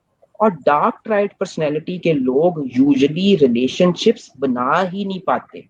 And on the other hand वो डार्क ट्राइड पर्सनैलिटी होते हैं, वो ये मानने को भी तैयार नहीं होते, वो दुनिया को ही बेवकूफ समझ रहे होते हैं। ठीक है। और नंबर थर्ड ये कि अगर उनको ये रियलाइज भी हो जाए ना कि they are the dark triad, तो वो उसके ऊपर फख्र करना शुरू कर देते हैं और वो कहते हैं हाँ दुनिया ही हो जाइए, अब मैं भी उनको फिर ऐसे ही बन के दिखा रहा हूँ। ठीक है। इन लोगों से अगर आपके कुछ स्ट्रेटेजिक रिलेशनशिप्स हैं तो यार कोशिश करें कि मैक्सिमम जो है उनके साथ अपना काम करके साइड पर हो जाएं, अदरवाइज वो आपको तबाह भी कर सकते हैं। और अगर आपके उनके साथ रिलेशनशिप्स हैं, आपको उनसे मोहब्बत हो गई है, ठीक है, वो हो भी सकती है, हो भी जाती है, तो फिर बिल्कुल। बेसिकली फिर आपको उनको फिर आपकी ये एक नेचुरल आपके की रिस्पॉन्सिबिलिटी है कि फिर उनको बेहतर करने की कोशिश करें। ठीक है। फिर आप कुछ नहीं कर सकते, आपकी मोहब्बत सिर्फ ये कहती है कि उनको बेहतर करें। ठीक है। तो ये तो है पर्सनैलिटी का एक इम्पैक्ट रिलेशनशिप्स पे। अब इसकी एक और डायमेंशन है पर्सनैलिटी से रिलेटेड कि कई लोग पर्सनैलिटी वाइज एक्सट्रोवर्ट होते हैं और कई लोग पर्सनैलिटी वाइज इंट्रोवर्ट होते हैं। ठीक है। अब वो लोग जो एक्सट्रोवर्ट होते हैं वो बड़ी जल्दी जल्दी अपने रिलेशनशिप बनाते हैं, धड़ाधड़ धड़ाधड़ धड़ाधड़ धड़ाधड़। और जो लोग या क्योंकि एक्सट्रोवर्ट है ना, वो लोगों में घुलना मिलना चाहते हैं। जो इंट्रोवर्ट लोग होते हैं वो तन्हाई पसंद होते हैं, वो ज्यादा लोगों में उठ बैठ नहीं रहे होते, तो उनके उनको रिलेशनशिप्स बनाने में प्रॉब्लम भी आ रही होती है। और इंट्रोवर्ट लोगों को यूजली बाकी लोग ये समझ रहे होते हैं कि यार ये बड़ा आकड़ फू है, ऐदा तो एटीट्यूड ही नहीं मुकदा। ठीक है। हालांकि ऐसा नहीं होता, वो बेचारा अपनी इंट्रोवर्जन की वजह से लोगों के साथ कम्युनिकेट नहीं कर पा रहा होता। तो मैं सिर्फ यहाँ पर कोई शख्स एक्सट्रोवर्ट हो या कोई शख्स इंट्रोवर्ट हो, मैं ऐसी पर्सनैलिटीज को सिर्फ एक बात ही कहता हूँ कि यार इंट्रोवर्ट शख्स अगर कोई है, उसने अपने बेसिक रिलेशनशिप्स तो बनाने ही बनाने ना, जो उसके जो स्ट्रेटेजिक नहीं है, जो रिलेशनशिप्स हैं वो तो उसने बनाने हैं। स्ट्रेटेजिक और जो स्ट्रेटेजिक रिलेशनशिप्स हैं उसको वो बनाने के लिए अपने आप को इस टू सम एक्सटेंड एक्सट्रोवर्ट करना पड़ेगा, अदरवाइज वो लाइफ में सरवाइव नहीं कर सकता। ठीक है। And on the other hand जो एक्सट्रोवर्ट लोग हैं वो बहुत ज्यादा रिलेशनशिप्स जब बना लेते हैं ना, तो होता पता है कि उनकी जिंदगी का टाइम वेस्ट होना शुरू हो जाता है, क्योंकि फिर वो हर एक को खुश करने के चक्करों में रहते हैं। वो एक ने फोन कर लिया, आजा यार मेरी वाला आजा, आजा कट्ठे चाय पीने, अच्छा यार तू मेरे वाला आजा, अच्छा चल के ना कट्ठे ना फलूदा खाने। अब वो सारे चक्कर के अंदर वो सारा दिन ही लोगों में गिरा रहता है। वो जब लोगों में गिरा रहता है तो उसके पास अपनी प्रोडक्टिविटी का कोई टाइम नहीं रहता। तो एक्सट्रोवर्ट लोगों के लिए मेरी ये सजेशन होती है कि यार आइडेंटिफाई कर लो कि कौन से स्ट्रेटेजिक रिलेशनशिप्स रखने हैं और सिर्फ उनके साथ चलो। हर वक्त हर एक के साथ जब दोस्तियां गांठना शुरू कर दोगे तो अपने टाइम को वेस्ट करना शुरू कर। ये आपके क्वेश्चन का। बिल्कुल बिल्कुल ठीक हो गया सर। अब चलते हैं, मेरा ख्याल है कि हमारे सेशन भी एंड होने वाले हैं, तो कुछ व्यूअर्स के क्वेश्चंस आए हुए हैं, मैं इंशाल्लाह भी आपके सामने स्क्रीन पे शेयर करूंगा, मैं उनको रीड आउट भी करूंगा, तो इंशाल्लाह कोशिश करेंगे कि हम उनका जो है एक वैल्यूएबल आंसर जो है वो कर सकें। सबसे पहला क्वेश्चन जो है सोबी खान ने कहा है कि sir what do you think is materialistic world में लोगों से गैप रखना क्या सही नहीं है? आई थिंक आप इससे ज्यादा अच्छा अपने गोल्स अचीव कर सकते हैं, इसके बारे में आपकी क्या पॉइंट ऑफ व्यूज हैं सर? ये सवाल अच्छा है। देखिए अगेन सोफिया, आपको रिलेशनशिप और स्ट्रेटेजिक रिलेशनशिप्स में फर्क रखना है। आपके जो 3-4 लोग जिनके साथ आपके दिल से रिलेशनशिप्स हैं, जिनके साथ आपको मोहब्बत है, जिनकी आप रिस्पेक्ट कर रहे हो, जिन पे आप ट्रस्ट कर रहे हो, और वो आपके रिलेशनशिप्स हैं, वो उसमें कोई मतलब नहीं एग्जिस्ट करता, वो तो उनके साथ तो आपको रिलेशनशिप रखना ही रखना है और स्ट्रॉन्ग करते जाना है। जहां तक बात रह जाती है स्ट्रेटेजिक रिलेशनशिप की, और उसको आप कनेक्ट कर सकते हो मटेरियलिज्म के साथ, तो वहां पर फिर आपको सिर्फ उन्हीं लोगों से मिलना है और उन्हीं लोगों से ही सिर्फ बात करनी है जिनके साथ मिलके आपने कोई स्पेसिफिक टारगेट अचीव करना है। वो आपका कोई प्रोफेशनल टारगेट है, वो आपका कोई बिजनेस टारगेट है, कोई सोशल टारगेट है, उनके साथ सिर्फ आप जो है वो रिलेशनशिप रखें। अदर देन दैट वैसे ही लोगों के साथ इस मटेरियल वर्ल्ड के अंदर रिलेशनशिप्स बनाते रहने की वाकई कोई जरूरत नहीं है। That's actually just a wastage of time. बिल्कुल बिल्कुल उम्मीद करता हूँ कि सौबी खान आप जो है इस आंसर से सेटिस्फाइड होगी होंगी। काइंडली कमेंट बॉक्स में ज़रूर बताइएगा। सेकंड क्वेश्चन इन्हीं ने किया है कि सर अगर कोई इंडिपेंडेंट होने की कोशिश करता है तो ये सही नहीं है कि प्रैक्टिकल लाइफ की प्रैक्टिस ही हो रही है। Can you please explain how it interacts our relationship? अच्छा, बड़ा अच्छा क्वेश्चन है, क्योंकि इस क्वेश्चन से एक ऐसा पॉइंट मैंने जो सेशन के दौरान में नहीं दे सका, वो मैं अब दे देता हूँ। देखिए, मेरी ना एक तो यूथ से ये रिक्वेस्ट होगी कि एक बुक है 7 habits of highly effective people, उसको जरा लाजमी पढ़ें। ठीक है, आप लोगों के काम आएगी। देखिए सोबिया, आपका जो क्वेश्चन है, आपको भी ये आंसर कर रहा हूँ और सारे सुनने वालों को ये आंसर कर रहा हूँ। यार, there are 3 kinds of things. One is कि एक शख्स दूसरे पे डिपेंडेंट होता है, दिस इज कॉल्ड डिपेंडेंसी। एक होता है जिसे हम कहते हैं इंडिपेंडेंट, कि वो एक शख्स किसी पे डिपेंडेंट ही नहीं होता, वो अपनी जिंदगी खुद जीता है, वो इंडिपेंडेंट है।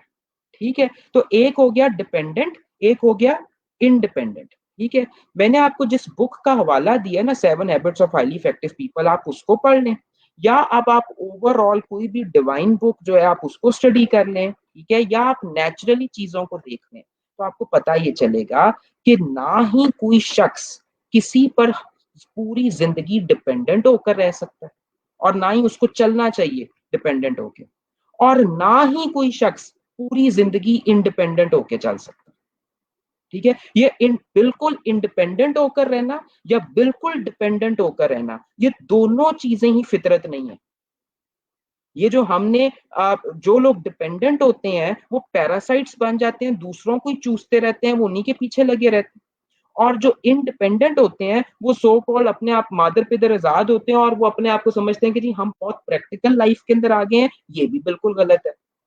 असल में डिपेंडेंट और इंडिपेंडेंट के बजाय तीसरी कैटेगरी होती है जिसे हम कहते हैं इंटर डिपेंडेंस।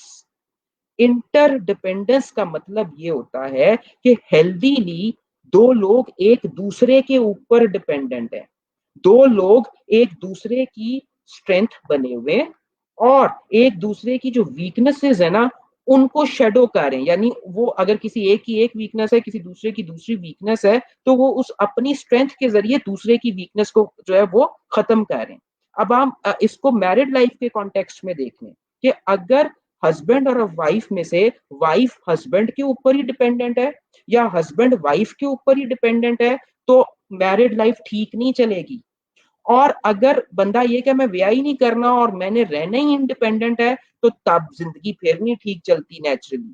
ठीक है, और अगर आप शादी करने के बाद भी ये कह रहे हो, वाइफ ये कह रही हो मैं इंडिपेंडेंट हूँ, मैं अपनी जिंदगी खुद देख सकती हूँ, ये वो मैं फलां पढ़ाई की हुई है, मैंने फलां किया हुआ, मुझे कोई जरूरत नहीं है किसी की। And on the other hand husband ये कह रहा हो कि ठीक है मैं अपना कमा रहा हूँ, तुम अपना कमाओ, तुम अपना अपना देखो, तो ये इंडिपेंडेंसी जो है ये भी गलत है।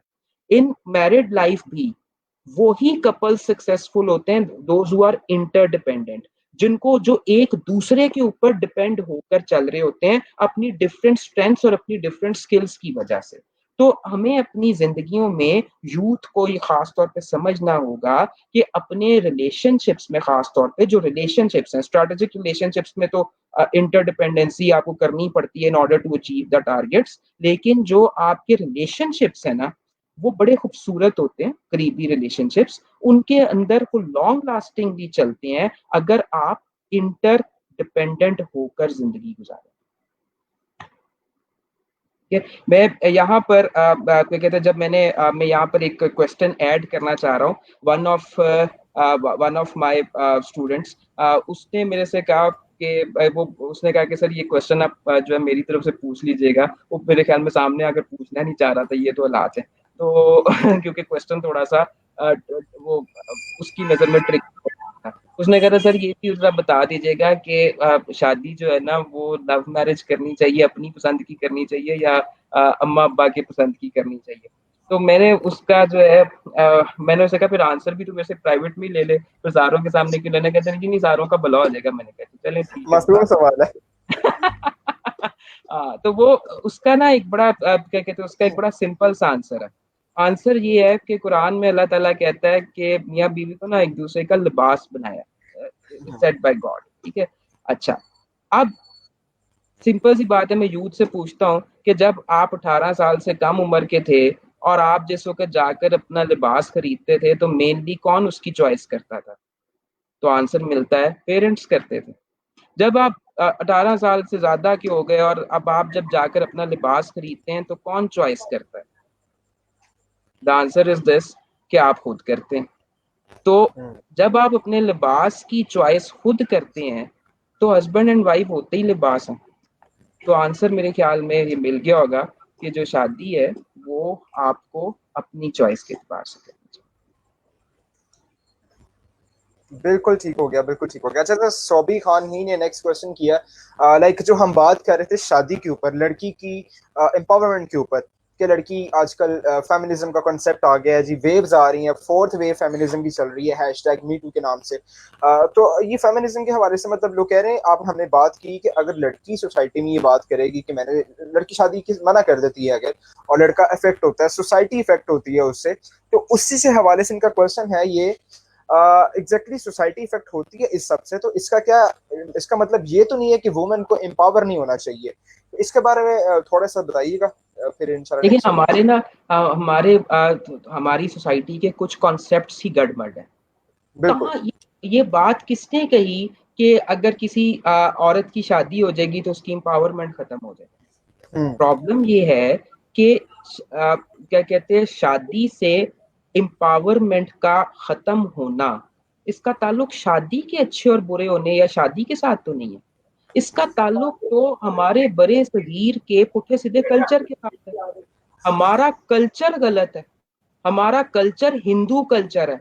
हम इंडियन कल्चर को लेकर पाकिस्तान में बैठे हुए हैं और हम उस कल्चर को ये समझते हैं कि ये शायद हमारा जो है वो मजहब है। ऐसा तो कुछ भी नहीं है। ठीक है, देखें, अगर आप शादी करती हैं या कोई भी बंदी शादी करती है और वो आप और उसका उसके हस्बैंड के साथ रिलेशनशिप जो है वो इंटरडिपेंडेंस के ऊपर होता है और उस इंटरडिपेंडेंस के अंदर आपस में उनकी एक अंडरस्टैंडिंग डेवलप रहती है। ठीक है, और फिर वो लव और रिस्पेक्ट और ट्रस्ट होता है जो मैंने शुरू में बात की थी।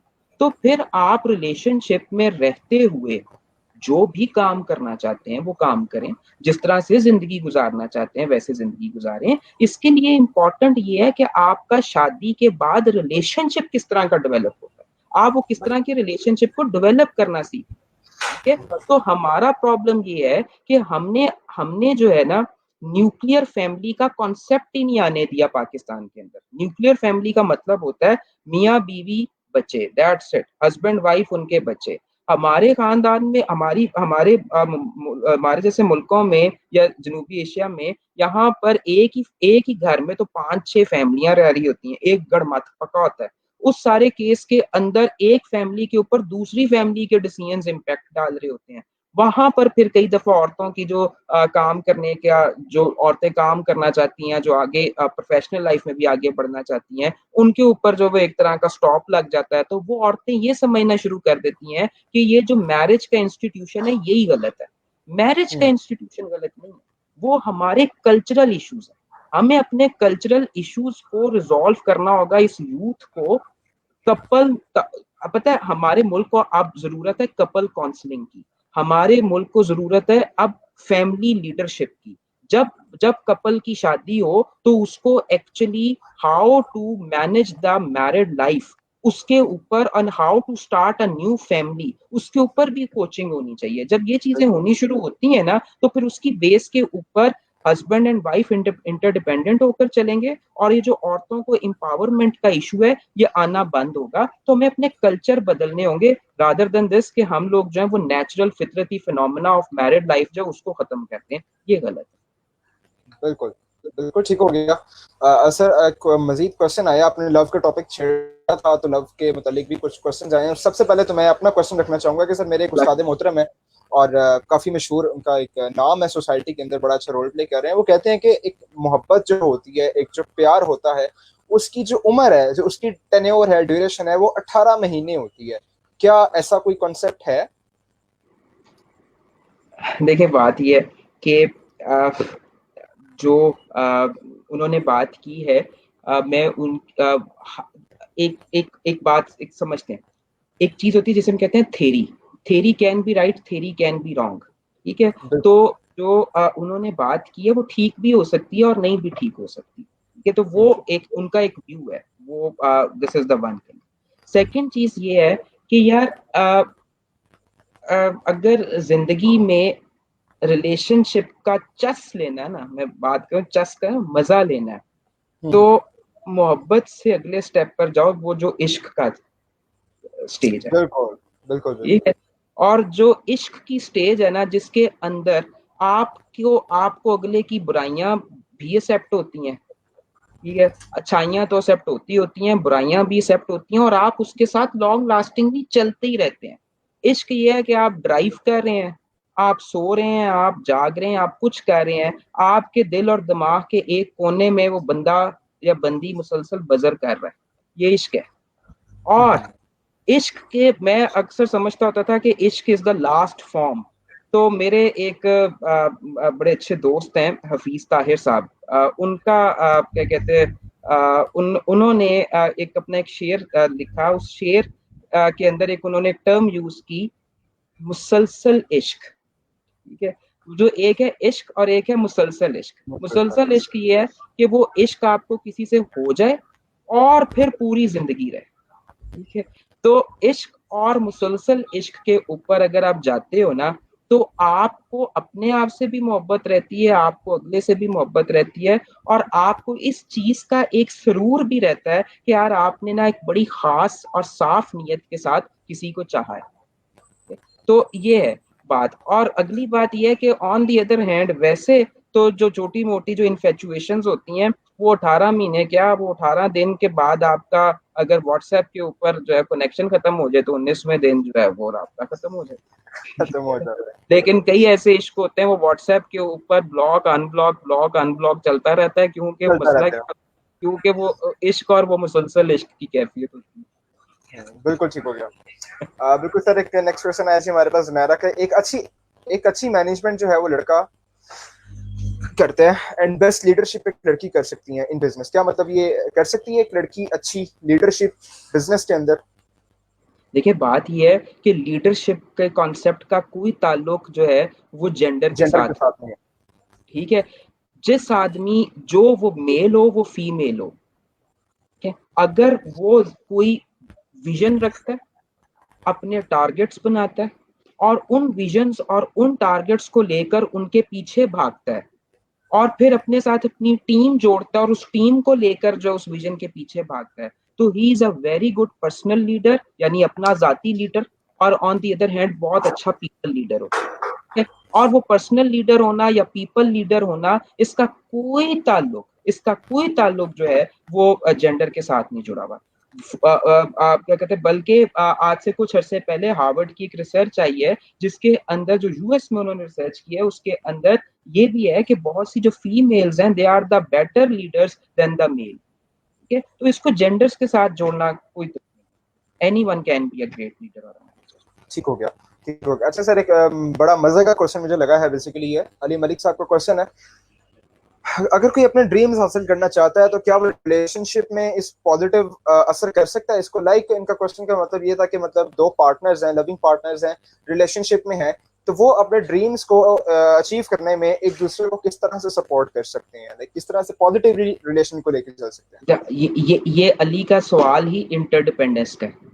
ये अली का क्वेश्चन ही इंटरडिपेंडेंस है, कि जहां पर दो लोग आपस में जुड़ के, ठीक है, फिर चलें, और फिर कोई ख्वाब और कोई विजन, उनको आपस में मोहब्बत हो, और फिर वो एक दूसरे के साथ मिलकर चलें, तो इससे ज्यादा बेहतरीन जिंदगी तो और हो ही कोई नहीं सकती।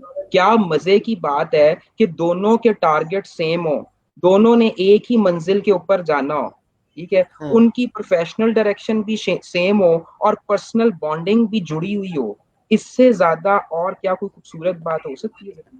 और यही इंटरडिपेंडेंस है। और अगर ये हो जाए तो आप समझ लें कि आपको एक छोटी जन्नत जो है ना, वो आपको इस दुनिया में मिल गई है। बिल्कुल बिल्कुल ठीक है। अच्छा सर, मतलब अगर गोल्स दोनों के डिफरेंट हो, लाइक वो कुछ और करना चाहता हो प्रोफेशनली इन फ्यूचर, वो कहीं बिल्कुल मतलब पैशन दोनों के डिफरेंट हो, तो मतलब फिर कोई कॉन्फ्लिक्ट आएगा तो रिलेशन फिर में?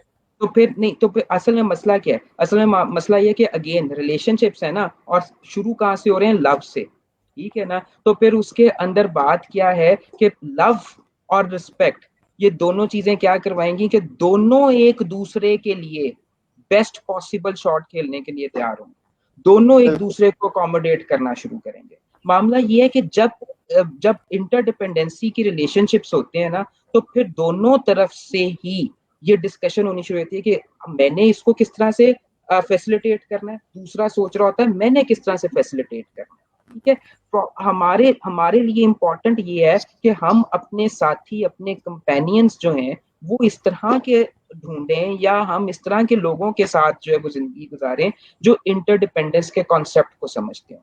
और यहाँ पर जो है मैं फिर दोबारा से ये बात करूंगा कि क्योंकि हमारी यूथ की इंटरडिपेंडेंस के ऊपर ट्रेनिंग ही नहीं हुई हुई, कोचिंग ही नहीं हुई हुई, तो हो सकता है मेरी ये बात इस वक्त यूटोपियन वर्ल्ड की बात लग रही हो और ये लग रहा हो कि यार ये आम जिंदगियों में तो वैसे नहीं होता, ये भाई साहब पता नहीं क्या बातें कर रहे हैं। भाई वो आम जिंदगियों में तब होता है जिस वक्त हमारी यहाँ पर लाइफ कोचिंग्स हो रही हो, ठीक है? हमारी क्या कहते हैं हमारी, क्योंकि और ये कोचिंग्स जो हैं ये अब आम होनी चाहिए, ये अब बिल्कुल वैसे ही आम होनी चाहिए जैसे आप किसी क्लिनिक पे जाते हैं ना डॉक्टर के पास, और डॉक्टर बीमार होते हैं और डॉक्टर के पास आप चले जाते हैं अपनी मेडिसिन लेने, ठीक है? बिल्कुल इसी तरीके से अगर न्यूली वेड कपल जो है वो अगर शादी के फौरन बाद या शादी से पहले जाकर किसी जगह से काउंसलिंग ले लेगा ना, तो वो उसकी जिंदगी बहुत बेहतर हो जाएगी। क्योंकि मैं आपको एक बहुत बात बताऊं, जो इंसान की जो जन्नत है और इंसान की जो दोजख है, वो पता है कहाँ पर है? यहाँ पे। आप जन्नत, आपके पास जन्नत का तस्वुर कहाँ है? कहाँ पर है जन्नत का तस्वुर? आपके दिमाग में। जहन्नम का तस्वुर कहाँ है? आपके दिमाग दिमाग। अगर अब आपका दिमाग किसी कोच ने सीधा कर दिया तो वो जन्नत हो गया, और अगर आपके दिमाग के अंदर गुंजलें मची हुई हैं तो फिर आपकी जो जिंदगी है वो जन्नत बिल्कुल है। बिल्कुल ठीक हो गया, बिल्कुल ठीक हो गया। अच्छा सर, लास्ट में मेरा जो जाती क्वेश्चन है आपसे वो ये है कि आई थिंक वॉलंटियर्स के क्वेश्चन तो हमारे पास एंड हो चुके हैं। मेरा क्वेश्चन सर आपसे ये है कि अक्सर हम ना अपने रिलेशनशिप्स का या अपने जो हमारे कॉन्फ्लिक्ट्स आ जाते हैं ना उनका कसूरवार जो है दूसरों को ठहरा रहे होते हैं। मैं कहता हूँ जी उसने मेरे साथ ठीक नहीं किया, मतलब वो उसने मेरे साथ अच्छा नहीं किया। तो मतलब हम दूसरे को क्यों कहते हैं? मतलब इसमें हमारी एक्सपेक्टेशंस कहीं पे मायने नहीं रखती क्या? इसके बारे इसके में आप दो क्या कहते इसके दो आंसर्स हैं। हैं? जी प्लीज। एक तो मेरे हमें एक बात समझाते थे, वो कहते थे जब आप ऐसे करते ना कि तू किता, तो वो 3 उंगलियां आपकी अपनी तरफ भी होगी, हम्म। ठीक है? तो इससे जो बात समझ में आई है उसको जरा देखते हैं कि आप जब कहीं पे प्रॉब्लम्स आ रही होती है ना, तो उसमें कई दफा अगले के कसूर के साथ साथ आपका अपना कसूर भी होता है, ठीक है? एक तो इस हकीकत को भी समझें, number one. Number second is this कि यार कौन सा शख्स अपने कसूर को समझता है? वो समझता है जो अपनी सेल्फ ऑडिट पे बिलीफ रखता है, ठीक है? कामयाब लोग वो हैं जो टाइम टू टाइम अपना सेल्फ ऑडिट करते रहते हैं। जब आप अपना सेल्फ ऑडिट करते हैं ना कि यार इस इशू में इस जगह पर मेरे से क्या गलती हुई है, और अकेले बैठ के अपने आप से सवाल करते हैं, तो अपने आप से सवाल करके कई दफा आपको ये आंसर मिलता है कि यार मेरे से यहाँ गलती हुई थी। और जिधर आपको लगे कि आपसे गलती हुई है, उस गलती के ऊपर सॉरी कर लो यार, एक्सक्यूज कर लो, बिल्कुल ईगोस ना रखो, सॉरी कर लो, ठीक है? और क्या कहते हैं, and same in the case दूसरे शख्स को भी ये चाहिए कि वो भी हाजी नहीं होता, उससे भी गलतियां होती हैं, ठीक है? उससे जो गलती हुई है वो अपनी जगह पे उससे एक्सक्यूज कर ले, ठीक है? तो मामला ये है कि सेल्फ ऑडिट एंड सॉरी, ये दोनों चीजें अगर हम कर लेंगे तो फिर होता ये है कि रिलेशनशिप्स फिर आगे खूबसूरती से मूव अप होना शुरू हो जाए, ठीक है? तो हम क्योंकि सेल्फ ऑडिट ही नहीं करते, हम हर वक्त यही समझते हैं कि हम ही ठीक थे, वहां पर प्रॉब्लम। बिल्कुल, बिल्कुल ठीक हो गया सर, बिल्कुल उम्मीद करता हूँ हमारे तमाम वॉलंटियर्स के भी क्वेश्चन जो हैं उनको ठीक तरीके से आंसर कर दिया गया होगा। और अगर फिर भी अगर किसी का कोई क्वेश्चन रह गया तो वो कमेंट्स में पुट डाउन कर सकते हैं। इंशाल्लाह हम पूरी कोशिश करेंगे कि बाद में जिब्रान भाई से राब्ता करके आपके क्वेश्चंस का जो है प्रॉपर्ली आंसर कर सकें। तो बहुत अच्छा लगा सर आपसे बात करके, आपसे सीखने को बहुत कुछ मिला। हमारे सेशंस करने का मकसद भी यही है कि बजाते मैं हैसियत एक स्टूडेंट के तौर पर मैं यहाँ पे हाजिर होता हूँ, और जितने भी गेस्ट आते हैं वो सारे के सारे मेरे उस्ताद की हैसियत के होते हैं। तो sir thank you so much sir, literally बहुत कमाल का सेशन, बहुत अच्छी बातें। और एक ये टॉपिक ऐसा था कि इसके ऊपर जितनी बात की जा सके उतनी कम थी, लेकिन जितनी बात की गई है एक इंतहाई इफेक्टिव वे में उसको कन्वे किया गया। और जो मेन पॉइंट से जो रिलेशनशिप, मतलब ये हमारी रोजमर्रा की चीजें हैं। तो ये माशाल्लाह बहुत अच्छा लगा सर आपसे बात करके। बहुत तो अब शुक्रिया। आपसे इजाजत चाहेंगे सर। बहुत आपके शुक्रिया कीमती वक्त का बहुत बहुत ज्यादा शुक्रिया। थैंक यू सो मच आपको, सर। आपका बहुत बहुत बहुत शुक्रिया सारा ख्याल रखिएगा। आपसे बात करके। बहुत थैंक शुक्रिया। You so much sir, Allah Hafiz. Okay, अस्सलाम वालेकुम। हाँ, जी तो मेंबर्स, जी तो मेरे व्यूअर्स, ये थे हमारे जिब्रान नासिर भाई, और सॉरी जिब्रान बशीर भाई, जो कि एक रिलेशनशिप कोच हैं, लाइफ कोच हैं। हमें जिंदगी के बारे में बताते हैं कि जिंदगी किस तरह से गुजारी जाए, रिलेशनशिप को किस तरह से जो है मैनेज किया जाए। तो उम्मीद करता हूँ मेरे तमाम व्यूअर्स से जो आंसर से क्वेश्चन से क्लियर हो चुके होंगे। तो फिर भी आप लोगों को क्वेश्चन हो तो आप अपने डाउन कर सकते हैं। और लास्ट में एक बात जो कि हमारे जिब्रान भाई ने भी लास्ट में बात की, कि किस तरह से हमने रिलेशनशिप जो है जो मिलाते हैं, तो एक होती है एक्सप्रेस, जो बताया कि मतलब सेक्सुअल इज एक्सप्रेस। एक्सप्रेस जरूर किया जाए अपना मोहब्बत, अपना प्यार, अपनी जो भी चीज़ आप अगले बंदे के लिए फील कर रहे होते हैं ना, काइंडली इसे एक्सप्रेस जरूर किया करें। अगर आपको कुछ चाय पिलाने वाला आपको एक अच्छी चाय बनाता है ना, तो यकीन करें इससे आपके पैसे नहीं चाहिए, इससे आपको सिर्फ ये अल्फाज चाहिए कि यार वाह क्या चाय बनाई है। अगर आपकी मामा खाना अच्छा बनाती है तो उनको वैल्यू करें, उनको बताएं कि खाना वाकई जो है वो बड़ा टेस्टी बना, बहुत मजे का बना। उनको क्या चाहिए होता है हमारे से, ये अल्फाज ही हमारे है ना, इसलिए हमारी जुबान, हमारे अल्फाज बहुत ज़्यादा जो है वो मायने रखते हैं। लास्ट में जो है मैं हमारे मिलत टीम की जानिब से आप लोगों को ये मैसेज करना चाहूँगा कि यार खुदारा ज़िंदगी में ना कुछ करके जाएँ, कुछ सोचें। ज़िंदगी में कुछ गोल सेट करें, कुछ अपने अचीवमेंट कुछ मतलब जो है अपना क्या कहते हैं, लाइफ ट्रैक सेट करने के लिए लाइफ में चलना है, ट्रैक पे चलना है। हमारी ज़िंदगी का जो मकसद है ना वो यही होना चाहिए कि अगर मैं ज़िंदगी में आया हूँ तो महज़ साँसें लेने का नाम ज़िंदगी नहीं है। महज़ ज़िंदगी में पैदा होना और मर जाना ज़िंदगी नहीं है। ज़िंदगी में आना और कुछ करके जाना जो है वो ज़िंदगी है। अ, इसी तरह ईदी साहब आए दुनिया के अंदर, और आज जाते वक्त भी मतलब 21 तोपों की सलामी के साथ उनको रुखसत किया गया। तो ऐसी शख्सियत बनने की कोशिश करें, लोगों के चेहरों पर मुस्कुराहटों का सबब बने, लोगों के कंधों का सहारा बने, लोगों के हाथ थामे और उनकी मुश्किलात जो है वो आसान करें, उनके चेहरे पर मुस्कुराहटें लाएं, उनकी जिंदगियां आसान बनाएं। अगर हमारे अक्सर लोग कहते हैं कि यार ये जो आप बातें करते हैं ना हमजा भाई, ये सारी की सारी किताबें बातें होती हैं। देखें किताबी बातें हम किताबों से पढ़ते हैं, ये इल्म हमारे पास किताबों से ही आता है। लेकिन उम्मीद करता हूँ, और बहुत सारा मैं अगर किताबी बातें सुन के इंस्पायर हो सकता हूँ, मैं अगर किताबी बातें सुन के अपनी ज़िंदगी को चेंज कर सकता हूँ, तो आप लोग क्यों नहीं कर सकते। तो ज़रूर चीज़ों को सोचा करें, समझा करें। जो क्रिटिक होती है वो काइंडली जो है कंस्ट्रक्टिव क्रिटिक किया करें, डिस्ट्रक्टिव क्रिटिक किसी पे ना किया करें, क्योंकि इसका कोई फ़ायदा जो है वो नहीं होता। तो कंस्ट्रक्टिव क्रिटिक करने का मकसद भी लोगों का ये होता है कि मतलब एक दस्तक दी जाए किसी के दरवाजे पे, ना कि मतलब उसको डिमोटिवेट कर दिया जाए, डिट्रैक्ट कर दिया जाए।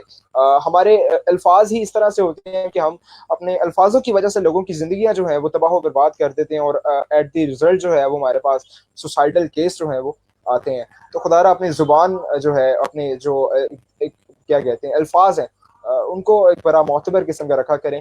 बहुत शुक्रिया आप लोगों के कीमती वक्त का, आप लोगों की इज्जत एहतराम का, आप लोगों की क्वेश्चंस का, आप लोगों के उम्मीद करता हूँ कि हमारा आज के बाद जो हमारे मिलत का प्लेटफॉर्म है वो मजीद इस तरह के सेशंस नए नए मेरे उस्तादों के साथ करते रहेंगे, और हमें उनसे सीखने को बहुत कुछ मिलेगा। क्योंकि सीखने का अमल जो है वो किसी भी सूरत रुक नहीं सकता। बजाते मैं खुद टीचर हूँ, लेकिन जितना मैं सीखूं उतना मेरे लिए कम है। और जिब्रान भाई का मैं आज अगेन फिर से बहुत ज़्यादा शुक्रिया अदा करूंगा कि जिस तरीके से उन्होंने समझाने की कोशिश की, और उम्मीद करता हूँ कि हमारे तमाम लोगों के क्वेश्चन क्लियर हो चुके होंगे। तो लास्ट में सिर्फ ये बात करना चाहूँगा कि जिन मेंबर्स ने, जिन व्यूवर्स ने हमारा अब तक यूट्यूब चैनल सब्सक्राइब नहीं किया हमारा मिलत के नाम से, वो ज़रूर सब्सक्राइब करें। ये जितने सेशंस हमारे यहाँ पे होते हैं और आफ्टर 1 से 2 घंटे के बाद हमारे ये सेशंस यूट्यूब के चैनल के ऊपर भी अपलोड हो जाते हैं। जो लोग हमें यहाँ पे मिस कर देते हैं, जहाँ पे लोग नहीं देख पाते, तो वो हमें हमारा सेशन यूट्यूब पे जाके देख सकते हैं। अपनी कीमती राय से जरूर आगाह कीजिएगा। आप सबके कीमती वक्त का बहुत शुक्रिया। अपना बहुत सारा ख्याल रखिएगा। आप सबकी दुआओं में इजाजत चाहता हूँ। अपना बहुत सारा ख्याल रखिएगा। अल्लाह हाफिज।